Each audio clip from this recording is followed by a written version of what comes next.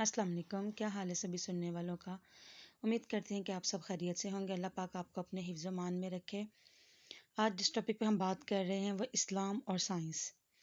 दरअसल इस्लाम और जदीद साइंस की आपस में वाबस्तगी रद्द और मुआफ़ियत को कहा जाता है, और मुसलमानों का ये दावा है इस्लाम और जदीद साइंस में मुकम्मल हम आहंगी पाई जाती है।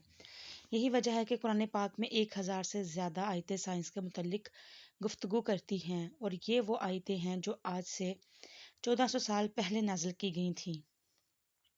लेकिन आज के जदीद साइंस उन्हें तस्लीम करने पर मजबूर है। आज की ज़ेर नज़र वीडियो में हम कुरान पाक की बयान करदा निशानियों और आज के जदीद साइंस के मुतालिक बात करेंगे, और आपको बताएंगे कि कैसे गोरे साइंसदान इस्लाम के आगे सर झुकाने पर मजबूर हो रहे हैं, और कौन सी दो आयत हैं जिनकी वजह से आइंस्टाइन पागल हो गया था।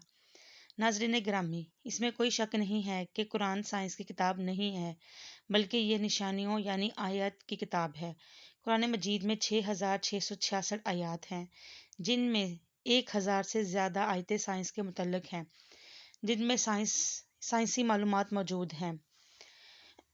बिग बैंग थ्योरी के बारे में तो आप सब लोगों ने सुना ही होगा, जहाँ कुछ आप में से कुछ जानते भी होंगे, जिसके मुताबिक ये कायनात हमारी दुनिया इस तरह शक्ल में ज़ाहिर होती है। ये सब पहले बड़ी कमियत की शक्ल में थी, फिर एक अजीम धमाका हुआ यानी बिग बैंग हुआ। इसका नतीजा कहकशाओं की शक्ल में ज़ाहिर हुआ। फिर ये कहकशाएं तकसीम होकर सियारों, सितारों और सूरज और चांद वगैरह की सूरत, और इस बात को फल्की तबियात के माहिर कबूल करते हैं। इस बिग बैंग का जिक्र कुरान मजीद में अल्फाज में किया गया है, और क्या काफ़ी लोगों ने नहीं देखा कि जुमला आसमानी कायनात और ज़मीन सब एक इकाई की शक्ल में जुड़े हुए थे, बस हमने उन्हें फाड़कर जुदा कर दिया, और हमने ज़मीन पर हर जिंदा चीज़ की ज़िंदगी की नबूत पानी से की। तो क्या वो इन हकाइक से आगाह होकर अब भी ईमान नहीं लाते? नाजरीन, रब कायनात ने यहाँ तख्लीक कायनात के बहुत बड़े राज से बहुत ही आसान अल्फाज से पर्दा उठा दिया है कि जिन सवालात के जवाबात इंसान बरसों से तलाशता फिर रहा है, वो ऐसे नपे तले अंदाज में अदा कर दिए गए हैं। अगर अकल हैरान रह जाती है तो और ये भी बता दिया गया है कि देखने वाले कौन लोग हैं।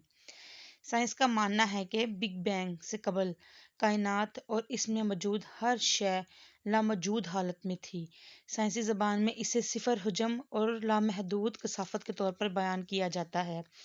इस सिफर हिजम से एक धमाका हुआ, और इस धमाके के पहले सेकंड के 1,00,000वें हिस्से में कायनात बेशुमार हिस्से में फैल गई, और इस धमाके के नतीजे में मादा तवानाई और वक्त आज़ाद हुआ। कशिश शक्ल वजूद में आई, और मादा धमाके के नतीजे में मुंतशिर होता हुआ मरकज से दूर होता गया, और इस मादे के टुकड़े के बड़े बड़े गिरोह कहकशाओं की सूरत अख्तियार कर गए। बिग बैंग के वक़्त का तखमीना तकरीबन 11 से 20 अरब अरसा कबल का लगाया जाता है, और अंदाज़ों के मुताबिक बिग बैंग का ज़हूर आज से 14 अरब बरस कबल हुआ। ये बड़े टुकड़े बुनियादी तौर पर हाइड्रोजन के बने गैसी मरकूले थे, जो धमाके के बाद से दूरी के सफ़र के लिए पूरी कुव्वत से जलने लगे।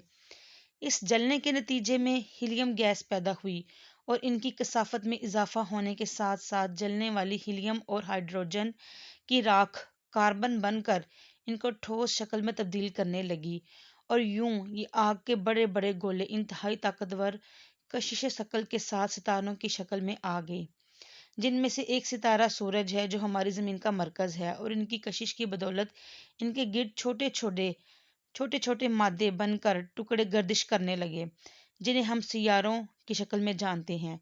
इनमें से एक सियारा यानी ज़मीन, जिस पर हम रह रहे हैं।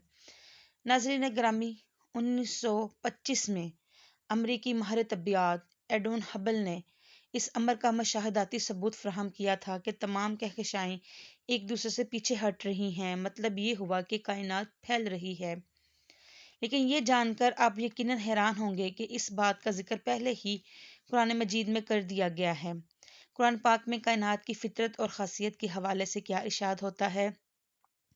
और आसमानी कायनात को हमने बड़ी कुव्वत के साथ बनाया, और यकीनन हम इस कायनात को वुसअत और फैलाव देते जा रहे हैं।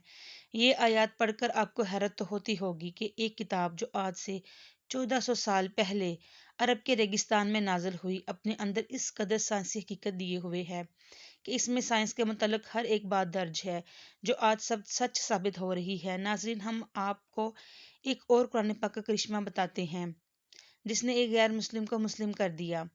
جیسا کہ آپ جانتے ہیں کہ شہد کی مکھی کئی طرح کے پھل پھولوں کا رس چوستی ہے اور اسے اپنے ہی جسم کے اندر ہی شہد میں تبدیل کر لیتی ہے۔ اس کو اپنے بنے ہوئے چھتوں کے خانوں میں جمع کرتی ہے، لیکن انسان کو پہلے یہ معلوم نہیں تھا کہ شہد اصل میں مکھی کے پیٹ سے نکلتا ہے، مگر یہ حقیقت قرآن پاک نے 1400 سال پہلے قرآن مجید میں بتا دی تھی کہ اس مکھی کے پیٹ کے اندر سے رنگ برنگ کا شربت نکلتا ہے جس میں شفا ہے لوگوں کے لیے۔ اس کے علاوہ حال ہی میں سائنس نے اس بات کا پتہ لگایا ہے کہ شہد میں زخم ٹھیک کرنے کی خصوصیات پائی جاتی ہیں اور یہ نرم جراثیم کش کی دوا کے طور پر بھی کام کرتا ہے۔ دوسری جنگ عظیم میں روسیوں نے بھی اپنے زخمی فوجیوں کے زخم ڈھانپنے کے لیے شہد کا استعمال کیا تھا۔ کیرول نامی ایک مسیحی نن نے برطانوی شفا خانوں میں سینے اور الزائمر نامی بیماریوں میں مبتلا ان ناقابل علاج مریضوں کا بھی اسی سے علاج کیا۔ اس کے ساتھ ساتھ اس میں وٹامن کے زخم کو ٹھیک کرنے کی طاقت اور زخم کو پھپھوندی نہیں لگنے دیتا، زخم کے نشان ختم کرنا اور اس کے علاوہ بہت کچھ۔ لیکن قرآن پاک میں شہد کی تشکیل اور خصوصیات کے بارے میں جو علم دیا گیا ہے اسے انسان نے نزول قرآن کے صدیوں بعد اپنے تجربے اور مشاہدے سے دریافت کیا۔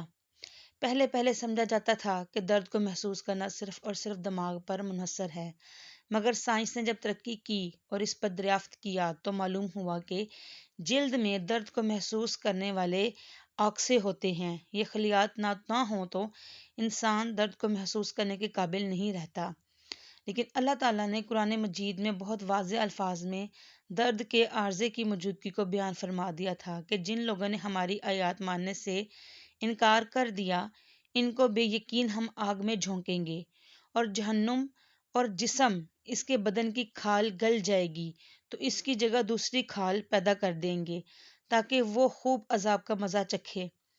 اللہ بڑی حکمت رکھتا ہے اور اپنے فیصلوں کو عمل میں لانے کی حکمت کو خوب جانتا ہے۔